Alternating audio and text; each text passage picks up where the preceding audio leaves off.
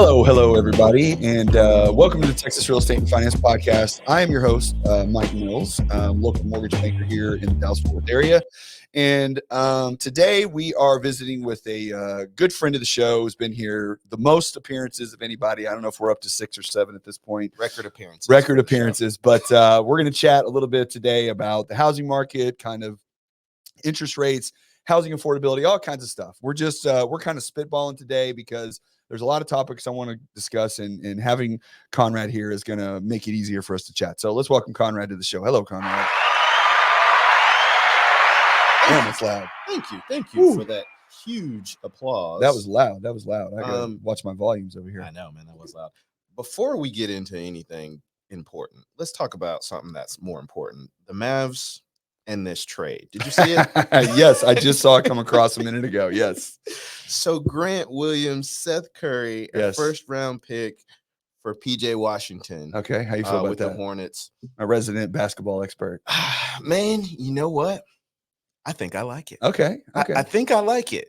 You know, PJ Washington is another threat. It's another bucket that we can get. Grant gave us some good minutes, but PJ can do more than what Grant can do. Okay. The pick is the pick. I mean, you get picks, you give never picks. Know. Know. It is what it is. Yeah. But man, I really think I like that trade. Okay. Well, I mean, time will tell on all that stuff. And I don't pay enough attention until the Mavs get to the playoffs typically to see what's going on. Although it's looking like with their record lately that's diminishing every day. Well, we need another scorer. We need another threat. Kyrie's been hurt. Yeah. So getting him back recently has helped a little bit. Luka's been playing out of his mind just because that's what he does. He can't do it by himself. He can't carry the team the whole season and the playoffs. So we need somebody to take the load off when he needs a rest. And it sounds like they're making an attempt to do that, which I appreciate as a Mavs fan. They're trying.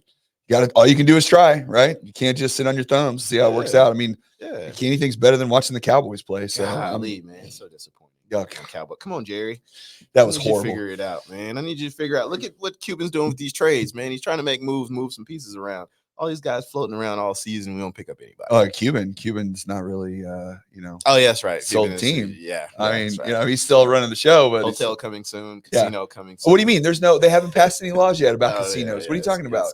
Are you sure? Because I'm sure. I mean, it seems odd that Jerry Jones is partnered up with WinStar and Cuban just sold the teams to a casino magnate.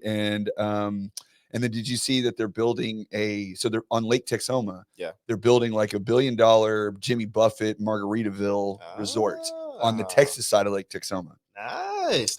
On the Oklahoma side of Lake Texoma, they are building a Hard Rock casino, restaurant, hotel.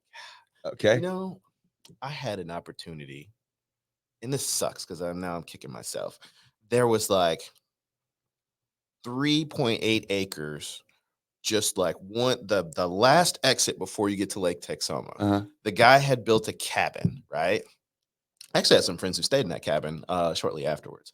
But the 3.8 acres had I want to say he had it projected out where you could build like 7 little cabins on that property. And it was literally the last turn before you got to the lake. So you could actually walk to the lake if you didn't mind walking 10, 15 minutes or whatnot down the road.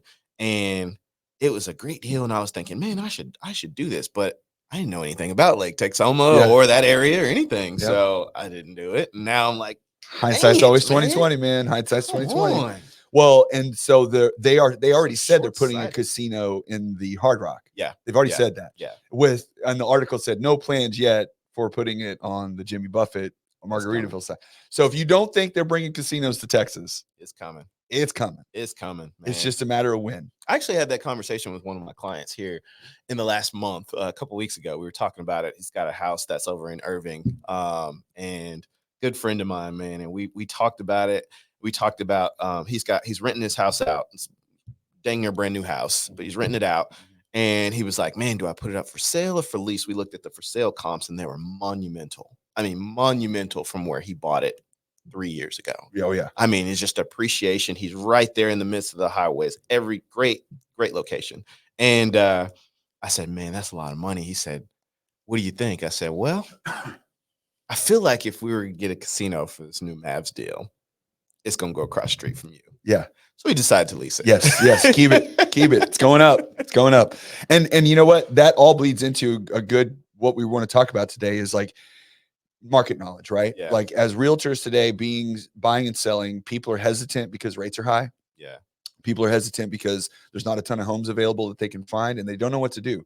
So they're going to agents and they're asking, should I buy right now? Should I sell right now? What should I do? And knowing things like this and being conscious of what's happening in particular areas and where builders are going into, and if they're building a casino across the street from your rental property, if that's going to make sense to hold on to it. These are things that you need to know as an agent and being an expert in an area in order to properly guide your buyers and sellers. For sure. Right. For sure.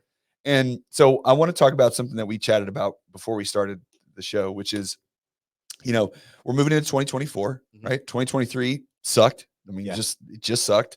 It sucked for everybody. Okay. I'm sure there's a few people out there like, I had the best year in my career. Okay, great. Right. It's fine. Congratulations. All right. Congratulations to you. But you're not the norm. Okay. So you exist. I'm sure you're there. Congratulations. Way to go. But most people, most agents, most lenders, most title companies, everybody was sucking wind in 2023. Yeah. Right. So, but why do you think it is that when you go on Instagram, you go on Facebook, you go on all the social media platforms, it looks like everybody's living their best life and doing great.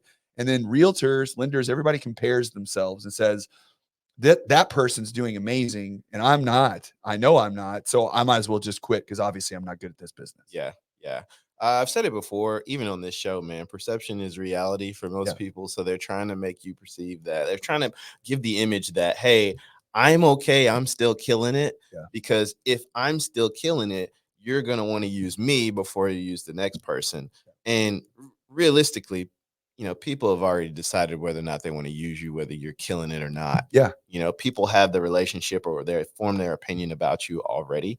And so I try to tell folks, man, just be yourself. Like you said, 2023 was a hard year. Yeah.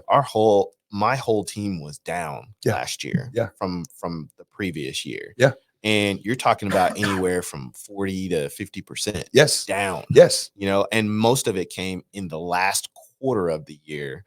So I mean, it is what it is, man. Yeah. But it's a tough business, and like we talked about, man, our realtors, lenders, we're in the same areas, we're selling the same streets, we're selling the same neighborhoods, we're competing against each other and with the same people, so I mean, if you're just killing it, what's your secret versus the other 99% that are out here doing the same things that you're doing or similar things, Not to say that nobody can't kill it in a market like we're trying to come out of, but man, you don't have to give that perception that I'm untouchable. Yeah.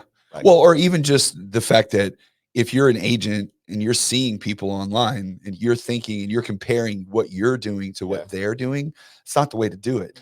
Because you don't know that what they're telling you is true, number one, or just giving. I mean, I've seen agents before post contracts that they've closed or houses they've done multiple times, like the same property with a different picture, different whatever. And look, I'm not hating on you. Like, do what you got to do. Like, make your world reality. Like, I'm fine with it. But if you're looking at that and you're seeing that and you're going, man, I'm just not. Yeah, I'm not making it. I did that a lot especially when I first started in real estate, and there was particular agents in our area that were just selling so many homes, and every time they sold, the number went up, the number went up, the number went up, and it's just you're talking about like 150 plus, 200 homes, and it's just like, how are they doing it? Why am I not able to do that? And then you dig a little deeper and you start to get the backstory. Is that particular person I was comparing to, they basically are charging nothing for their sales. Yes. They're paying high referral fees, or they're just not charging hardly anything, just a small transaction fee in order for you to use them as their agent. And so it was basically just volume with no substance attached. And I'm just like, how do they make a living? You don't know that. No. Without having that backstory or that information, but it's just like, that's why you shouldn't compare. Yeah. You should just work. No. Just work. Just do do the best version of you can do every day and get up and work and go do. I mean, we were talking about, the reason my voice sounds like crap right now is because like, I don't know. My whole family's been sick. I avoided it for the most part, but woke up with a hoarse voice today. But everybody's getting sick around you. Everybody's, it seems like these days, like the last 2 weeks, like everybody I talk to is sick for a long time. But even like we were saying beforehand, like I still got to get up. I got to get up. I got to do work tomorrow. Whatever, how I feel, like you got to keep grinding. It's just what it is. Yeah. That's the secret to success. I feel like if you can just get through it, just weather the storm. We're having the last quarter of 2023 was tough, man. Yes. For sales, for inventory, for everything on the build side, on the investment side, just everything was tough. Yes. Right. And I just kept telling folks in my circle, I'm just like, look, just weather the storm. Yeah. If you can weather the storm, just keep showing up. If you keep showing up, I guarantee you make it through this. And if you make it through it, you'll look back and say, man, if I can survive that, I can survive anything. Yeah. Because that was tough. Yeah. Even for us, man, like it was just no homes moving. Yeah. I had all these listings and they're just sitting there. Yeah. Yeah. Like, what am I doing wrong? You're not doing anything wrong. No, it's the market. Well, and it's kind of like, a little bit of Darwinism at its finest in that, if you take a single-celled organism in a pool of water and they're all thriving because the environment's great and they're doing awesome and they're multiplying and they're having other organisms, whatever. And then something changes in that environment that those organisms have zero control over, right? They have no control over, but something changes, whether the temperature changes 2 degrees or a new, bacteria gets added to it or whatever. A good portion of those organisms are going to die off because they can't adapt to the change in the environment. And then another portion of them are going to survive and they're going to thrive because there's something else about them. There's something in their genes, whatever, that allows them to survive that change in environment.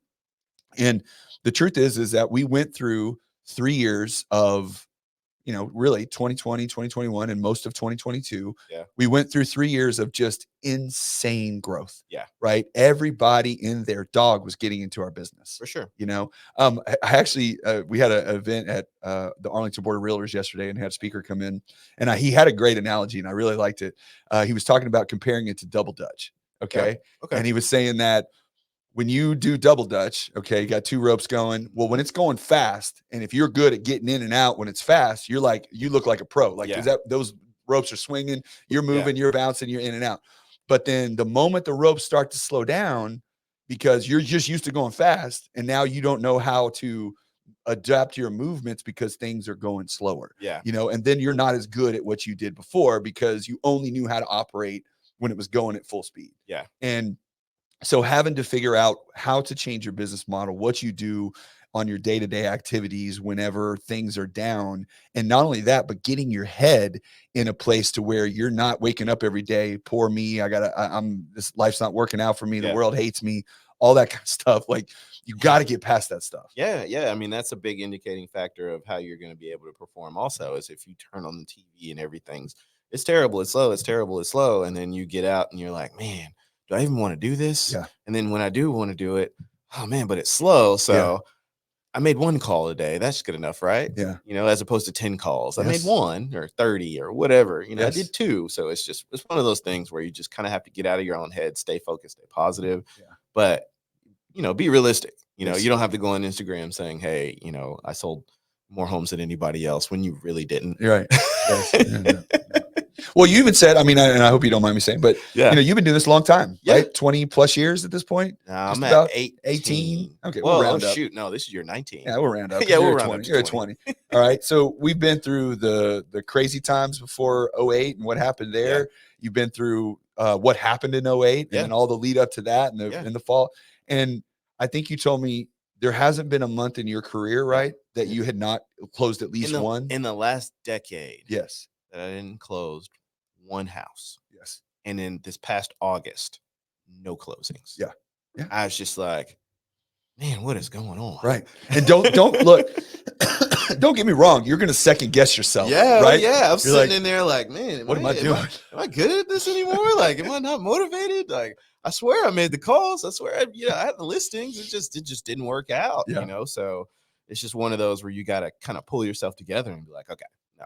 Yeah. Just get out of your own head. Yeah. Let's go. Yeah. Well, and that's the time when, it's almost kind of a gift in that you're given time now, right? Yeah. Now you have time, right?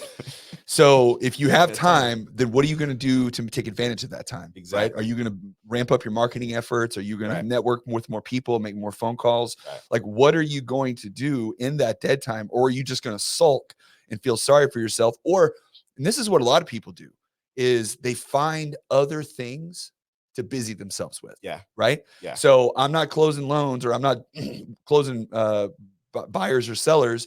So I'm going to remodel my back porch, or I'm going to, go. Usually everything involves spending money too. Yes. I need to go buy this new thing that's going to help me at my house or what.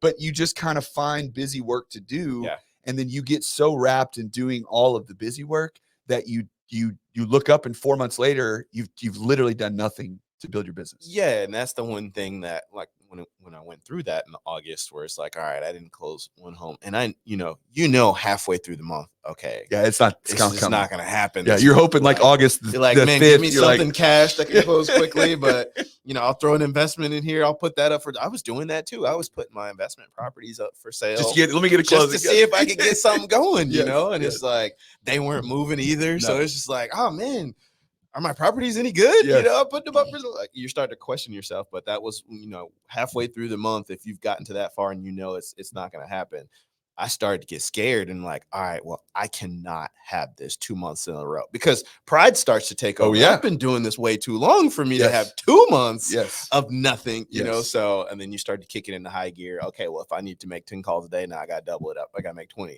got to make 25, I got to make 30. I got to do whatever it takes to get these things on the books to make sure that we're, being productive with our day and our week, so that way we don't see the same results every month and it just spiral out of control. Well, and on that too, I want to be clear. Anybody listening to this, Conrad saying I didn't have a closing, in the last 10 years in 1 month, and this is the first time. And so some people are going, even during my best years, I'd go 2 months without a closing. Yeah, okay. Yeah. You have to understand everything is about who you are. Goes back to don't compare yourself to other people, right? If the success for you is closing 6 loans or closing 6 buyers or sellers throughout a 12-month period and making 50, 60, 80,000, whatever it is that you make, and you're happy with that, and that gives you time with your family and gives you time to then that's great. There is no, you don't need to sell one every single month. You don't need to.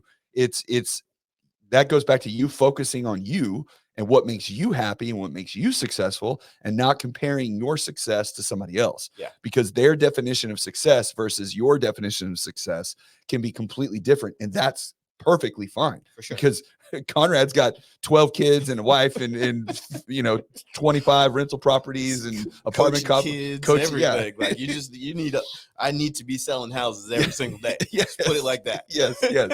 You don't have a choice. I had one of my boss from my back in the day who I loved to death still, but he told me a long time ago, he's like, you want motivation to go sell? He's like, go buy a car. And I'm like, what do you mean? He's like, because now you got to pay that bill. So you want some, now I'm not recommending that. Don't go out and buy a car, but I'm saying whatever your motivation is to get you out of bed every morning that you need to get going, you got to find it. You got to find it, man. There's plenty of opportunities to have motivation to get out of bed and go to work. Yes. You just got to open your eyes, man. Yeah. You got to get out there. But keep yeah, man, that's too stressed. That is the key, man. We're just trying to, like I said, make sure that we're doing the right things, staying motivated, staying away from all the negativity. That's the hard part these days. Well, and you have to be aware of what's happening, right? Because we may get to some of there's a few things I'm maybe telling you today that might not sound, I'm being a little negative. I'm not being negative. I'm just saying here's what's going on. Yeah. And you have to be aware of it so you can prepare. What you have to keep the negative out is the negative in your world is to, like, I'm aware of situations, right? I'm aware that my car has a flat tire, right? But it doesn't mean that it's going to ruin my day. Like, I'm going to fix it. I'm going to get it taken care of. But having a flat tire out of nowhere is a negative thing. But if you just ignore it, you can't just drive around with your car and not have, it doesn't work. So you have to be conscious of what's happening around you, but you can't let it put a negative spin on everything else that you do all the time. Sure. And just dwell in that negative environment for the rest of the day because of that one thing or two things that happened to you early or later on in the day. So, because it will make you miserable. So I'm curious. So the biggest thing, we talk about it all the time is rates. Everybody's about rates, right? So I'm going to go into where rates are, where they're going, all that kind of stuff. But I want, from your point of view, because you're talking to buyers and sellers every day, what are you hearing as a realtor when you're talking to your clients on a regular basis? Are they asking about rates? Do they really care that much about it? Is it like, what's from their perspective, what's going on? My sellers, so I had some sellers who, decided to list last year, and then they decided to take it off and wait and see how rates did, and then come back this year, which we've put them back on the market. Because they were going to buy later, or because they just didn't know how well they'd be able to sell? They didn't know how well they'd be able to sell. Gotcha. Right. And so the first thing that those sellers asked me is, what are the rates looking like? And how's that affecting people coming and look at these properties? Yeah. How will that affect my home? Right. And so I just tell them, hey, this is where the rates are. This is where I feel like it's going to go based off all the economic forecasting that people are saying. But ultimately, it's your decision. People will still have to buy and sell homes. And if you have a need, you need to, put that home out there the right way at the right time. And that's what they did. That's what they ultimately end up doing. But they're very conscious of it. The buyers, typically the buyers are coming in saying, hey, we have an idea of where the rates are. We're going to try to get the seller to contribute some closing costs so that way we can get it down further. Mm-hmm. The builders are typically leading their advertisements with rate buy downs. Yeah. So, it's at the top of everybody's mind right now when they're trying to make a decision. And what was keeping people on the sidelines was the uncertainty of, is it going to go up again? Is it going to go up again? Now that it's kind of hovered and trickled down a little bit, now people are less, they're making less decisions based off of, is it going to go up again? Right. They're just saying, hey, am I comfortable at this price point? Right. And so that's what I'm seeing on the buy side and the sell side. On the investor side, rates don't matter, but they don't matter like it's your primary residence. Yeah. We're typically calculating our numbers, and the rate is just part of those numbers. And if those numbers work, we go ahead and because rents are going up too. Yeah, rents are going up, but also, people are very conscious about what they're paying on the rental side as well. Yeah. It's just I think the lack of inventory has forced rents to stair step their way in an upward tick, because people are wanting to rent longer. They're wanting to rent in places that they necessarily didn't want to rent before because it's affordable, as opposed to taking a higher rate and then turning around and buying something at a lower price than they typically were approved for. Yeah. So rates are still affecting everything. It's just a little bit different than it was, this time last year. Well, so a couple things. So on the builder side of things, and this is, the most sales that occurred last year were on the builder side. They took up almost 50% of the market. And it wasn't necessarily because of the buy downs of rates, but it was because they were the only inventory. They had product. They had product, right? Because people were not moving out of their homes because they're sitting there with a 2 or 3% interest rate. And they're like, I'm not going anywhere unless I have to, right? Yeah. Now, the downside is they're also sitting on, something crazy like, and I have it right here. I'm looking. So right now, I saw this the other day. So 38.7% of people own their home free and clear right now. Yeah. So almost 40% of homeowners free and clear. Okay. It's crazy, right? That's crazy, man. Now, that's also because, and I don't have this stat in front of me exactly, but it's something like 50 to 60% of homeowners are boomers. Like they have the money, right? Yeah. So 40% own it free and clear. Almost 30% have mortgages with 50% or more equity. Yeah. So they're sitting on a ton of equity, right? And then there's only about 30 to 33% of folks that have less than 50% equity. Yeah. Okay. Yeah. So there's a small, and most of those people bought within the last 3 years. Well, right? Even for us, man, we bought our house. It'll be 5 years in April, and we're sitting on about 50% equity. I haven't done anything to it. No, it's just that, 2020, 2021, 2022 just supercharged the appreciation. Yeah. And now that hasn't gone away. Yeah. Well, and here's something, I'm going to kind of go all over the place with this because my brain does this sometimes, and we'll get back onto rates in just a second. But you have to understand when you talk to your clients about housing, okay? We talk about, and I hate this, what was that thing everybody was saying? Buy the house, marry the house, date the rate. I hated that. All right. Not a fan of that statement. Okay. But not because doesn't have some element of truth to it. It simplifies things too much. Okay. Sure. You cannot predict where rates are going to go in the next 3 to 5 years. You just can't. Right. And to sell somebody on the idea that you didn't do one of those videos. No. I saw about 17 of them. Yeah. You sure it wasn't I mean, you? I would certainly say, and this is why I still say buying is important, but it's not about hating the rate. It is about the fact that first off, our entire economy, okay, the US economy, since we came off the gold standard, is built on debt. Yeah. Okay. Our money gets created by debt. Regardless of what anybody thinks, that's how it works. All right. And I want to say, I saw this the other day. I always forget the numbers exactly, but let's say it's 70 to 80% of the debt that is created on housing. Yeah. All right. So for anybody that doesn't understand how this works, a bank that holds, let's say, $1 million in cash in the bank, all right, they can lend out $10 million worth of money to other individuals based on those based on the $1 million that they hold in reserves in their bank, something like that. Okay.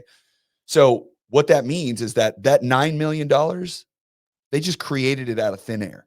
All right. It didn't come from anywhere. Yeah. It literally just created out of thin air. Yeah. All right. So most of that money gets lent on assets. Okay. Real estate, residential, commercial, Yep. even, stocks and commodities and things. That's where that money gets lent.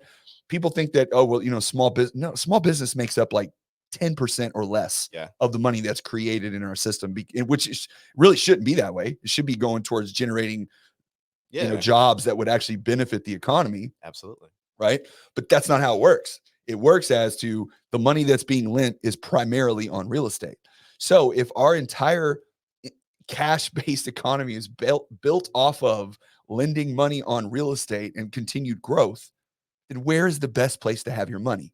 Yeah, in real estate. In real estate. Come on now, people. All the time. Okay. There's nobody that can argue that being. Now, if you want to take a small window of time, if you want to go back to 2009 and show like the growth of the market, I saw something the other day too, where it was showing like house appreciation. There was 1 year that it was down, and it was like 2009. It was down like 8% across the board. Everywhere else has been up. Yeah. Okay. If you owned a home and bought it 10 years ago, your equity on that property is through the roof. Okay.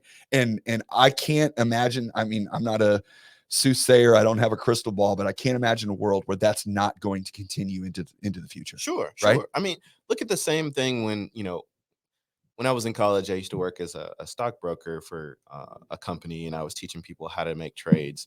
And I remember we came in one day and the Dow had dropped 1,000 points. You remember that? It was like 20. Yeah.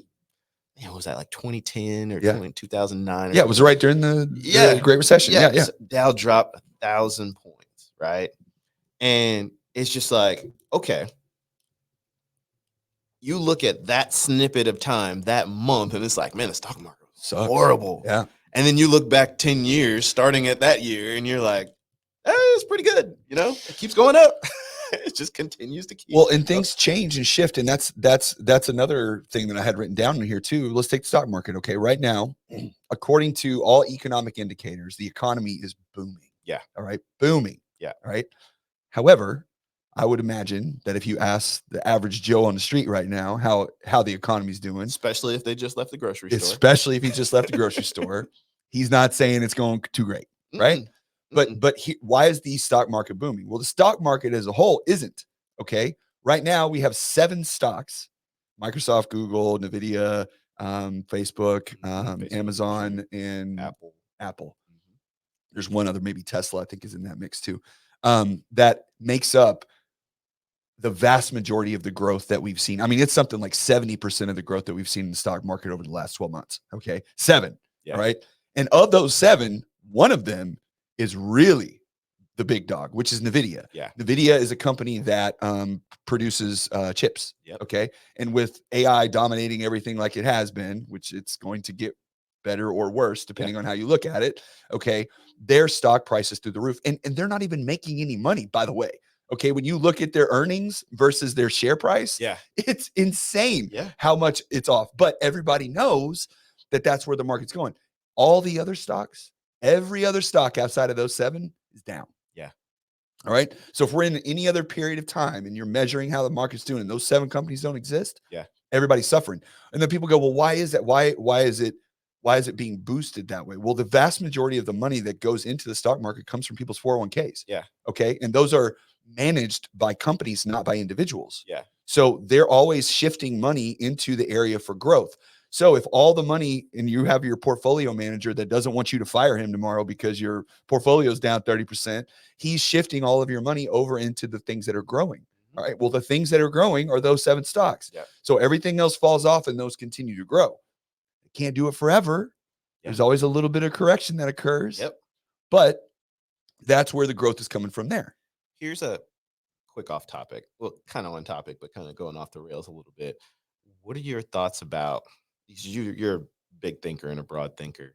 What are your thoughts about, okay, we're very chip reliant right now as a world. Yes. What are your thoughts on Taiwan and situation where it's like, all right, is that going to be okay? Or are we going to be able to produce enough chips here in the United States in order to be able to stay competitive? Because I feel like right now it's like whoever gets Taiwan is going to run the world. Well, so I think we talked about this a little bit the last time, not this topic, but my philosophy on paying attention to those things is that there was a period of time where I was elbow deep into what I call politics porn. Yeah. Okay. And that's what that is what's happening in China, what's happening in Russia, what's happening with our relations with them, who's controlling Taiwan, who are we about to go to war with? And I still see it on the peripheral. And I know, we're about to start bombing a bunch of we've already bombed a bunch of countries over in the Middle East, with Iran being one of the main ones, all over what happened in Israel and Gaza. And yet somehow, just like 9/11 led us into having a war with Saudi Arabia or with Iraq, which, didn't really have anything to do with what happened, or a little bit, but not a lot. Same thing, you have Israel and Gaza and Palestine having that issue there. And then we're over there bombing Iran because they're tied to it. I mean, I don't know enough about it to speak intelligently on it. So let's be very clear.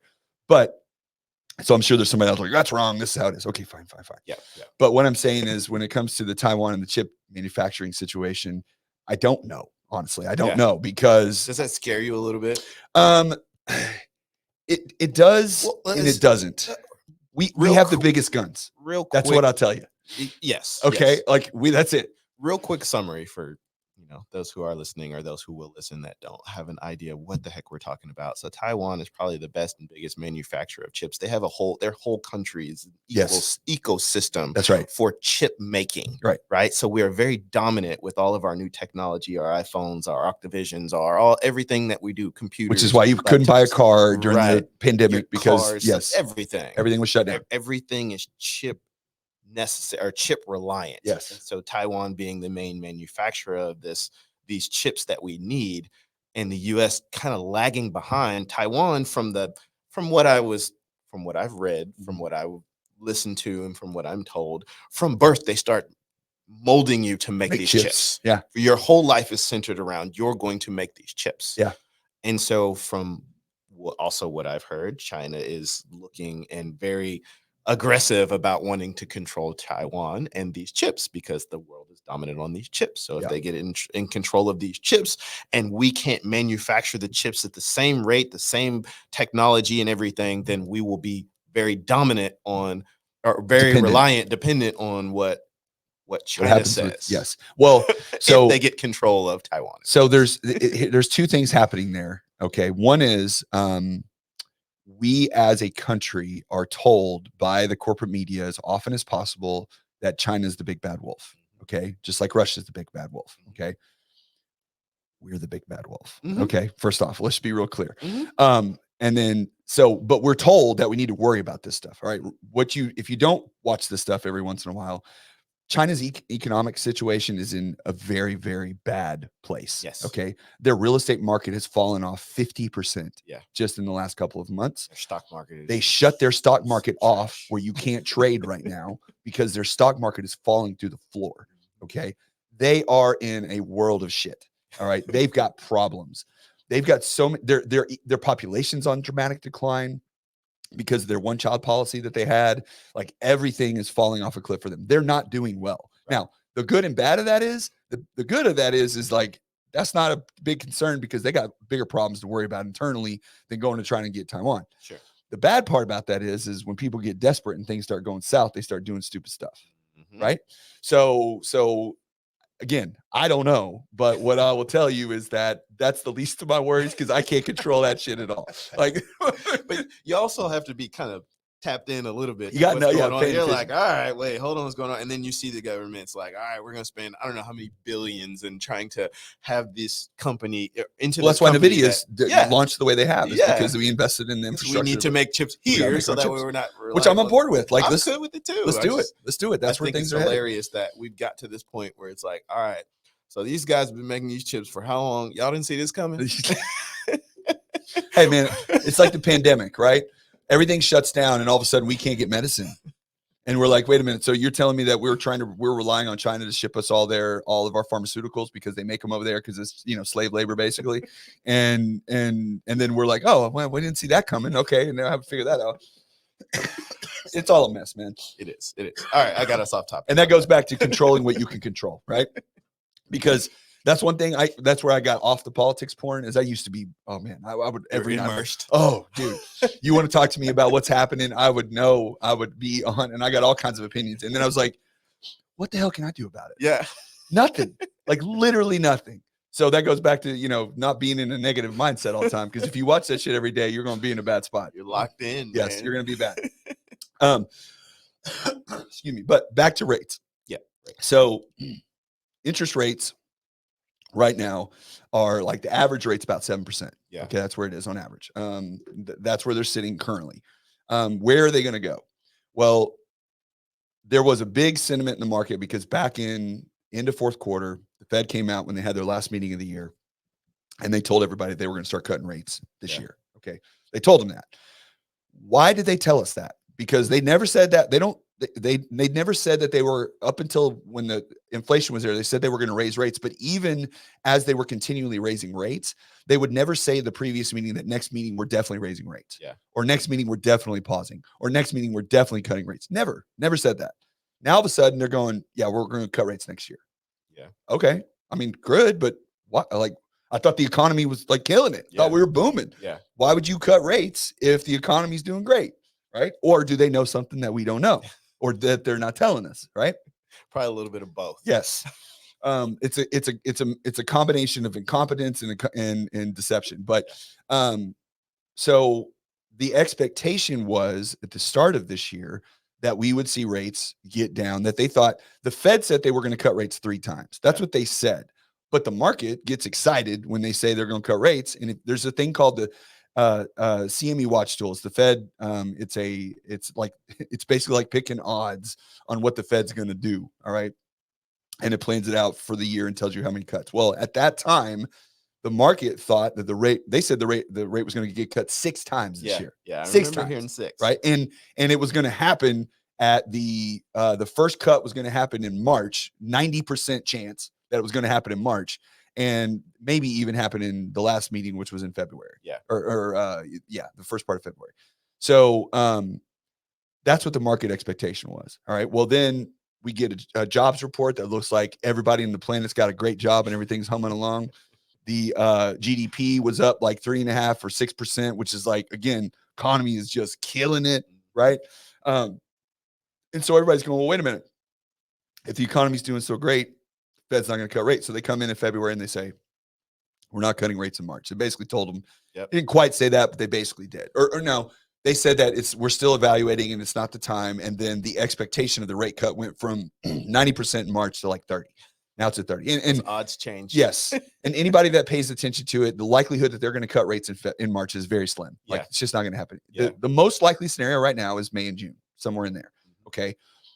But again, the market's doing awesome and our economy's doing great. Why are we cutting rates? Because you cut rates in times of recession. Well, let's look at the jobs report, right? Jobs report, they came out and said that we added 400,000 jobs to the economy, like 385. Yeah. But it was like 100,000 more than the expectation. So, it's like, I think I've told you before, it's like that commercial from Career Builder with all the chimpanzees in the office and they're all like high-fiving and celebrating and having a great time because the chart shows like going up and the one human in the room comes over and flips the chart. It's like, this is how it's supposed to be. And it's going down and they're like, what the hell? So it's bullshit is basically what I'm saying. Need to put that commercial in the comments. Oh God, I love it. It's my favorite one. I bring it up all the time. I talk about it too much. But But so they do this thing at this time of year for January where they make seasonal adjustments. Yeah. Okay. And what these seasonal adjustments are basically is they're saying that if at other times throughout the year, in order to balance out like birth death rates at this time, and it's very complicated, of course, so they can't make it simple as to tell you why they do this. Nobody regular would be able to understand. No. So they don't. So they don't really go in, because I looked, like I was like, let me explain these seasonal adjustments to me. Like I really want to understand what the hell they're talking about, and it's pretty tough. So so they showed that that we added, like I said, 350,000 jobs to the market in January. Okay, which is double the expectation, which was 180. All right. So, and they revised up previous jobs reports by 120,000 from previous months. Okay.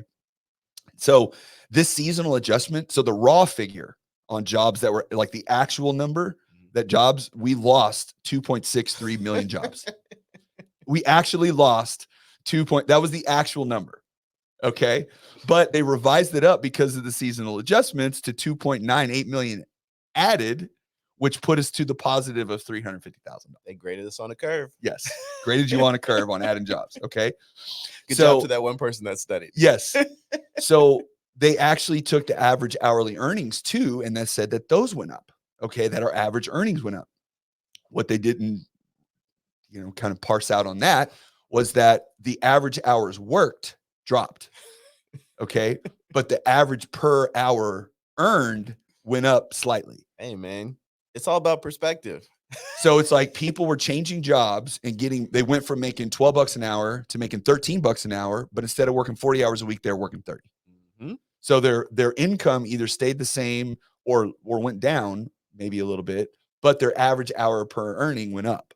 Or maybe they just let go of a third of the staff and paid the guys who stayed a little bit more money. Well, and that's the thing is I saw something today. They were talking about continuing jobless claims. Like basically right now, if you lose your job, it is very hard to get another job. Yeah. Now you can go work at DoorDash. You can go work at Sonic. You can go work at all the service stuff. And by the way, if you want to get a job working for the government, you want to know who the biggest employer for the job gains were?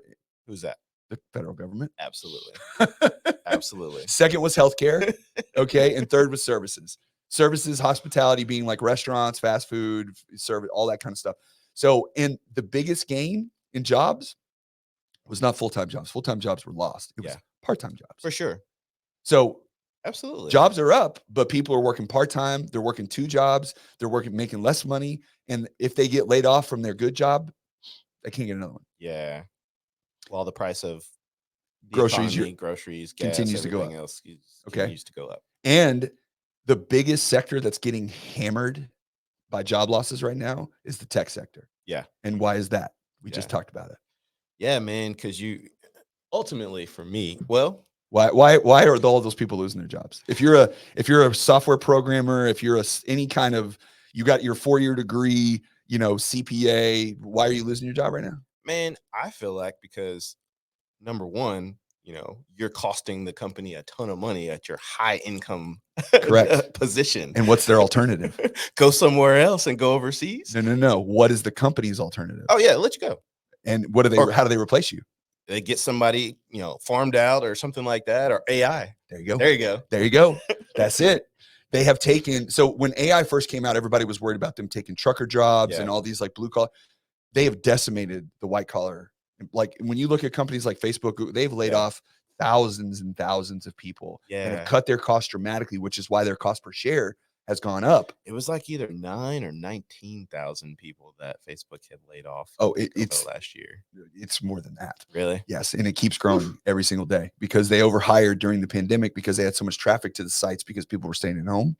Yeah. And so they brought in a bunch of people to help manage all this. And then now with the advent of AI and being able to, because it's rapidly grown. Yeah. So now they're bringing in these chat bots and these different software bots that can do most of what they need to do. And they're laying off all those people. It's crazy. It's crazy.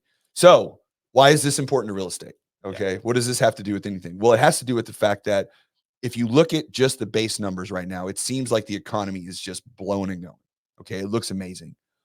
But the underlying stuff is telling us that it's not as good as you think. That's a different story. That's a different story. And the reason why the Fed is telling us that they're going to start cutting rates this year is because regardless of what they say about a soft landing, they feel like that the market is going to take a shift and going to take a turn. Whether it be, if you look at commercial real estate right now, which is really sucking wind, right? Because people cannot get those reset on those loans that they had before, and they're not paying them, and small banks are going to be struggling on that very, very quickly. So you're going to see an influx of that. You do have a large segment of the population that's getting laid off from their employment. So this sounds like bad. You're like, oh, Mike, you told us earlier not to get into the bad stuff. Doom and gloom. Here it is. Here it is. Okay. But why is this good? Well, this is good because this is good for interest rates. Okay. Because when the economy starts to suffer, the way that the Fed adjusts and tries to get it back on the uptick is they lower rates, because if they put money into the economy and drive commerce, then that will improve things. That's the idea, right? If it becomes cheaper to borrow money, more people will do stuff. Not to mention the federal government can't keep paying 6% rates on their money, because we're at, something like 20 trillion in debt. So that's a whole other thing. Luckily, the debt, majority of it is on fixed rate as opposed to, but they're short-term fixed rates. That's true. So they turn over, the T-bills turn over every 5, 7, 10 years whenever you issue them. So then in order to get more debt bought, which is why we're actually bringing our debt load down, because they don't have a market to buy those. But so as rates start to come down, all the people right now that like we talked about in the beginning, that you were talking to, that were saying, I'm waiting to see where rates are going to go, or the builders, giving me a better buy down rate, or whatever the case may be. As you start to see that tick down, which we've already seen, because your business has picked up, my business has picked up. Everybody, if you're watching this and you're a realtor in the market, your business has started to grow, right? Well, as that happens, more people get into the market, right? And last year was our worst year in real estate that we've had in 30 years. Something like that. And did home prices go down? Nope. They went up. Sure didn't. And in this area, they went up like 6%. Okay. So if that's the case, if we had our worst time in the history of the country in real estate, right? When rates were at 8% for a good chunk of the time. All right. And now we're moving into an environment where rates are starting to come down, and we still don't have enough inventory, because we don't. Then what is that going to do to home prices? Yeah, man, it's going to shoot them up some more. I mean, ultimately, people are going to jump back in, and they're going to be confident because they're solely looking on the rate. Whether you ignore the economy or what's going on, they're going to look at that rate and say, rates are down, it's time to buy. Yes. Well, because it's not down for everybody, by the way, and good or bad or whatever. This is just the truth. When the economy takes a dip and goes south, it affects more people on the lower end of the economic scale than it does on the higher end. Okay. And again, good, bad, or otherwise, right now, most homeowners, people that can buy a home because home prices are insanely high, are economically secure in most cases. Which is why you see one of the reasons why you see most of the home builders building closer to the median, price point, as opposed to the lowest price point. You're going to have $500,000 be kind of your starters for most of these neighborhoods close to it. You know what I mean? Because that's people who have the equity, who have the money, they're more stable, and the ones that are able to afford to buy these homes. And that's where they can get the most bang for their buck on the profit. Yeah. And the builders are offering tons of incentives, which, by the way, just, and this is a jealous girlfriend kind of a thing, because builders beat us often because of all the stuff that they're throwing money. Look, when people are throwing cash at you, it's like, what is that? Indecent Proposal with Demi Moore? She's rolling around on the bed with all the cash. Like, that's why I feel like borrowers that show up to builders, that's what it is. Like, they have a bed and they're just pouring cash on it. Like, you like this, right? I'm telling you. But here's where and you could tell me if I'm wrong on this. This is how I feel about it. You do what you got to do to get into a house, number one. Okay. Whatever you got to do. Number two, though, when it comes to builders, you're not getting that money for free. Okay. There's always a cost. And builders build comps on houses that they sell in their neighborhoods. Okay. So when they get a couple of homes sold and establish a comp level, then other homes can get priced out. But if you were going to buy that same house in a different neighborhood with the same footprint and everything else, you're probably paying 20% more for that house than you are otherwise. Which is fine if the plan is that you're going to be there for a while. Right. Okay.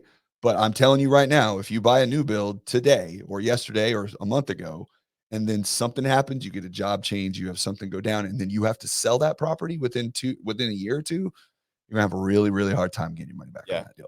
And I tell people, man, it's like you got to really assess your situation. You can't just go in here blind because it looks good, it's nice, it's new, and it feels good. Yeah. You got to assess your situation. What's the long-term goal for anybody who does do it? We do try to help with new construction. We try to make sure that they understand, these are the risks also with new construction. So if you're going to take this on, make sure you plan on being here. I'm telling folks, you guys stay here at least 3 to 5 years. Yes. Don't call me before then. If you do, just know that there's a chance that you might not get your money back. Yeah. So because those incentives are built into the price in many ways. Right. That's right. And even the rate buy downs, that's another thing I always warn people to watch on that, is because there are two types of buy downs. And I've done videos on these plenty of times. There's permanent buy downs and temporary buy downs. We'll put those in the comments also. Yes. So if you go to a builder and they're offering 4.99% when everybody else is at 7, that's probably a temporary buy down, most likely. Now, if they're offering 6, sometimes they'll pay enough to get that to where it's a permanent. But ask the question, because unfortunately, which is why it's important when you go to a builder to go with a realtor. Number one, absolutely, is when you go to visit a builder, you need to go with your realtor, because there are questions that they're going to ask that you're not going to think of asking, because you're going to walk in. And this is human nature.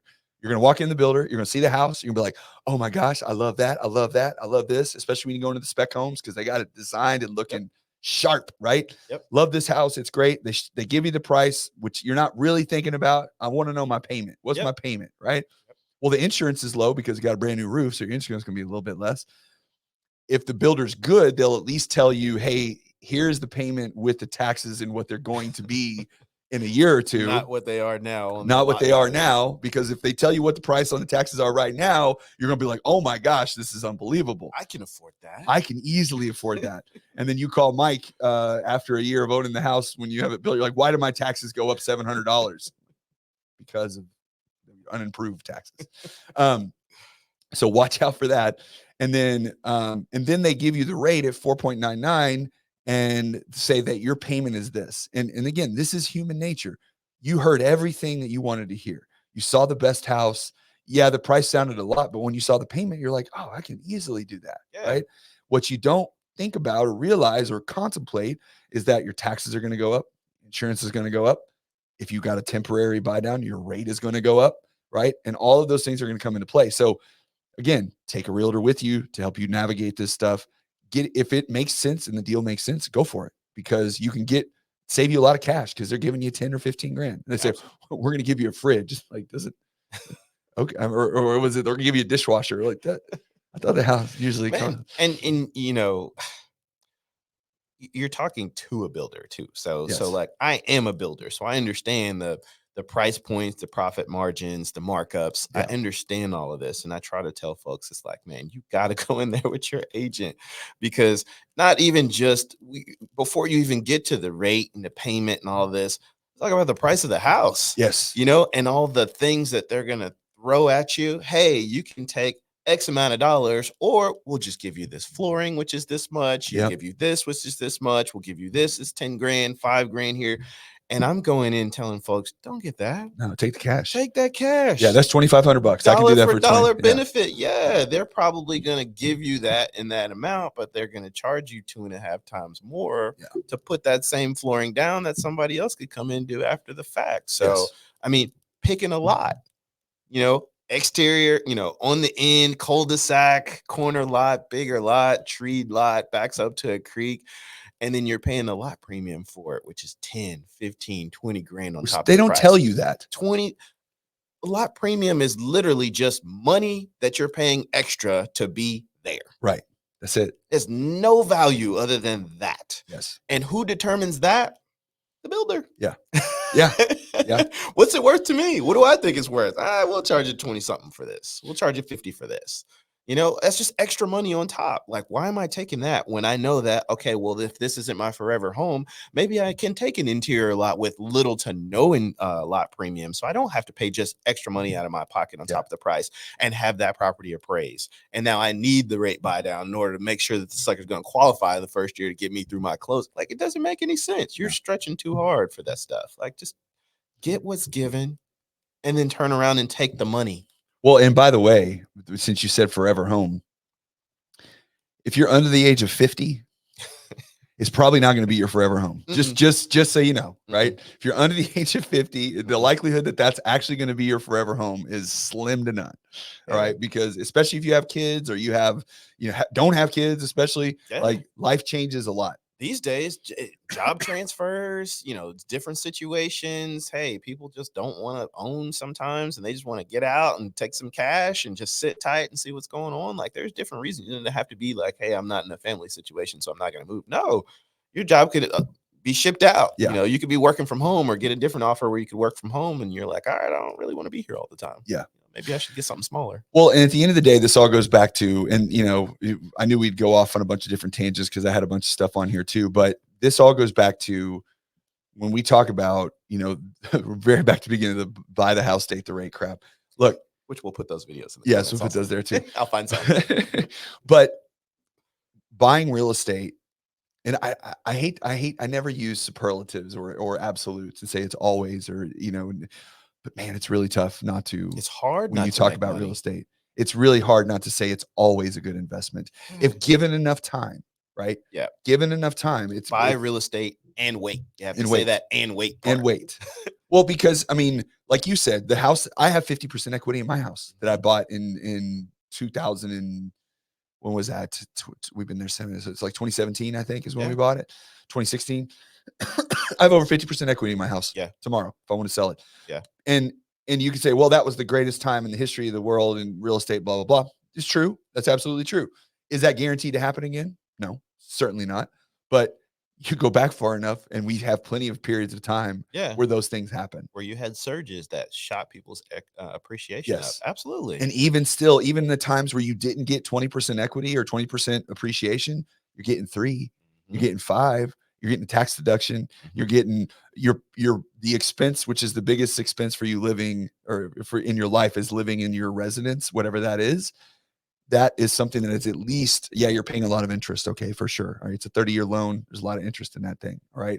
There's ways to mitigate that too, but at least you're not paying someone else's mortgage. Exactly. Okay. Because when you're renting, you are paying someone else's mortgage. Everybody that rents from, no hate on you, Conrad. Hey. But everybody that's renting for Conrad is paying Conrad's mortgages. It is. Yes. It is. And that's why it's like, all right, well, over time, this is going to be solid for me. Like, to me, rental real estate, when I'm looking at it, that's magic to me. Okay, I can have somebody, I can purchase the house, never live in it, have somebody pay the mortgage off, and at the same time the value's going up.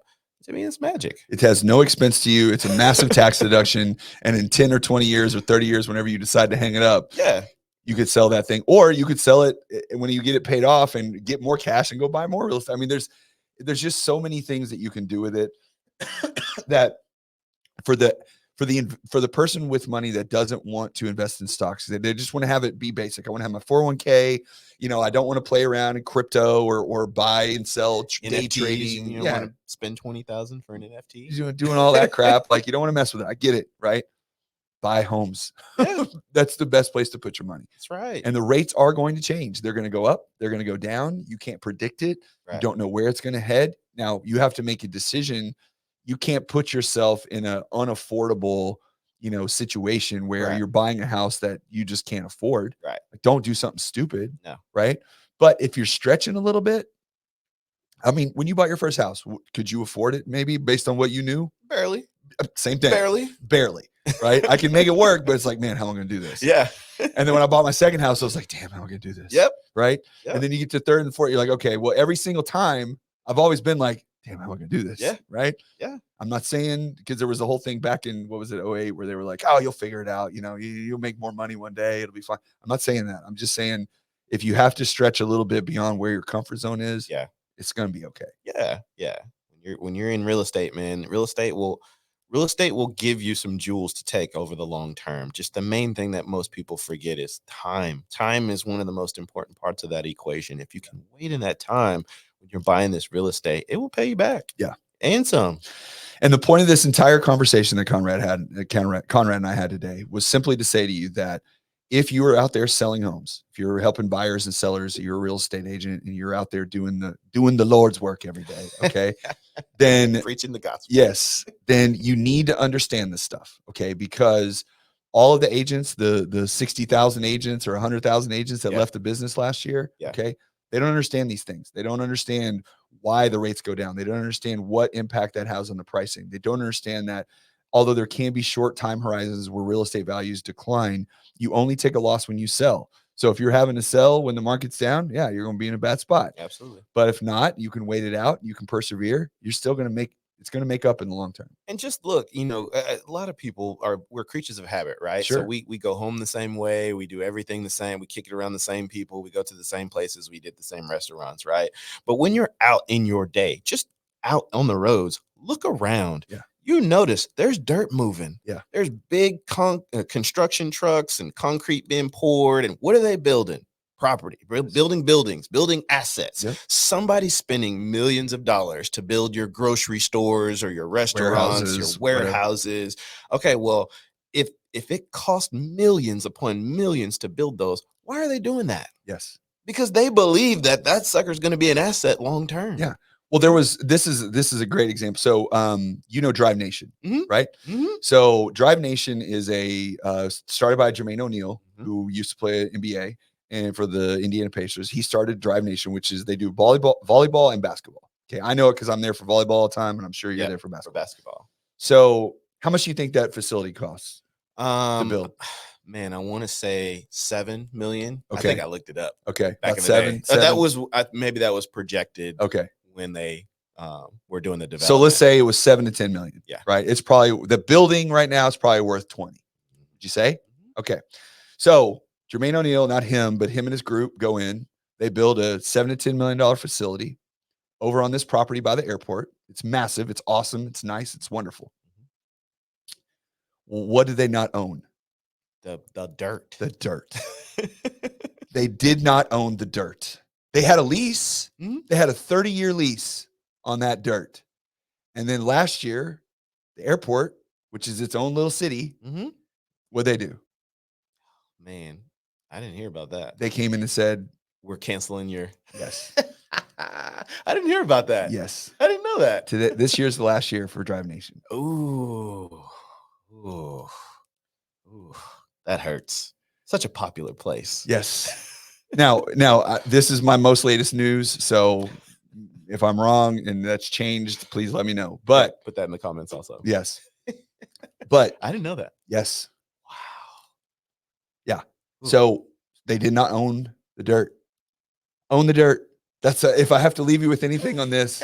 Don't build a $7 million building. Yes. And not own the dirt below. Don't rent the dirt. Own the dirt. Don't build a business if you don't own the land. Don't open a company if you don't own the land. And there's a reason behind that. So to say that putting your money into real estate is a bad investment under any circumstances, to me, is completely ignorant. Oh man, that hurts. Now I gotta go look that up. Yes. No, it's brutal. So, all right. Well, we're an hour. We could talk for 7 hours. This could go on forever, and eventually people are gonna get sick listening. I wonder if that's why our second graders aren't playing at Drive Nation this weekend. They were supposed to. Well, I mean, we just played there a couple weekends ago, so it's still functioning or whatever. But from what I understand, this is it. This is the last year.